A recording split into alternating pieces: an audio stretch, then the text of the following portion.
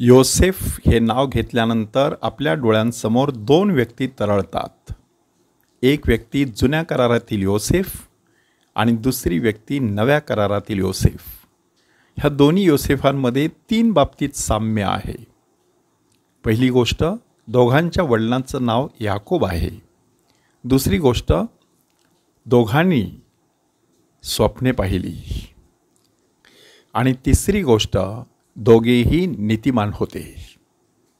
त्यापैकी पहिल्या योसेफाविषयीची कथा आजच्या पहिल्या वाचनामध्ये आपल्यासमोर सादर करण्यात आलेली आहे. ह्या दिवसामध्ये आपण इस्रायलच्या पूर्वजांचा अभ्यास करत आहोत. त्यामध्ये अब्राहम, इसहाक, याकोब ह्यांच्या जीवनावरती आपण चिंतन केलं. आता आपल्याला ख्रिस्त सभा योसेफाच्या जीवनावरती चिंतन करण्यासाठी पाचारण करत आहे की कनान देशामध्ये दुष्काळ पडलेला आहे आणि इजिप्त देशामध्ये देखील लोक अन्न करत आहेत. अशा वेळेला फारोने त्यांना काय सांगितलं की तुम्ही योसेफाकडे जा. पोप फ्रान्सिस आणि पात्रिस कोर्दे नावाचं एक परिपत्रक लिहिलेलं आहे आणि त्या परिपत्रकामध्ये देखील पित्याचं हृदय कसं असतं ते दाखवण्यात आलेलं आहे की हे पित्याचं हृदय आपल्या पुत्रासाठी, कन्यासाठी, लेकरांसाठी तीळ तुटत असतं. नव्या करारातील योसेफ ह्याच्याकडे एकच संपत्ती होती आणि ती संपत्ती म्हणजे बाळ आणि त्याची आई. परमेश्वराचा हुकूम येताच तो मिसर देशामध्ये पळून जातो. योसेफ जुन्या करारातला हा देखील मिसर देशामध्ये धरून नेण्यात आलेला, तिथे तुरुंगात टाकण्यात आलेला. पण कैद्यांच्या स्वप्नाचा अर्थ सांगितल्यानंतर त्याची मोठ्या जागेवरती नेमणूक झालेली आणि आत्ता इस्रायली लोकांचं भवितव्य सर्वस्वी त्याच्या हाती होतं. इस्रायल, जुनं आणि नवं असे 2 भाग आपल्याला चिंतनासाठी देण्यात येत असतात. जुन्या इस्रायलामध्ये याकोबाची 12 मुलं, ते इस्रायलचे 12 वंशज, त्या वंशांनी परमेश्वराची योजना पुढे नेली. आता प्रभू येशू ख्रिस्त नवे इस्रायल ही संकल्पना आपल्यासमोर मांडत आहे आणि त्या नव्या इस्रायलमध्ये जबाबदारी येणार आहे 12 प्रेषितांवर.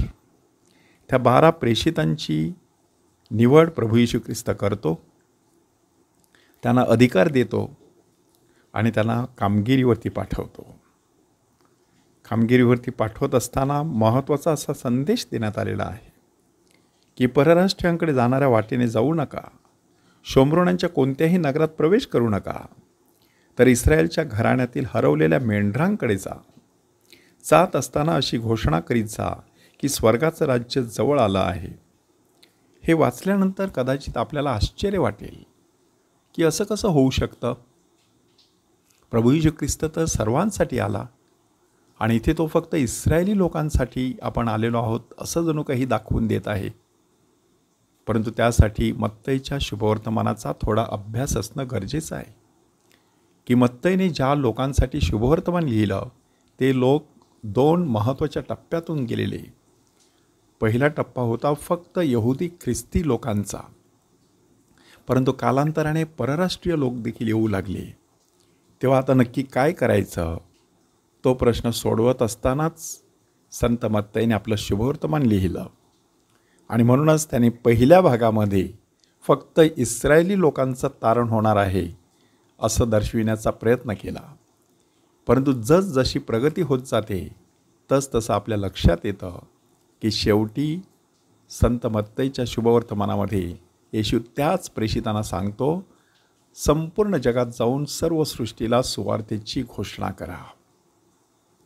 म्हणजे परमेश्वराचा हा जो संदेश आहे तो संदेश माणसाने स्वतः पुरता ठेवायचा नसतो, तो इतरांपर्यंत घेऊन जायचं असतं. म्हणूनच आजच्या पहिल्या वाचनामध्ये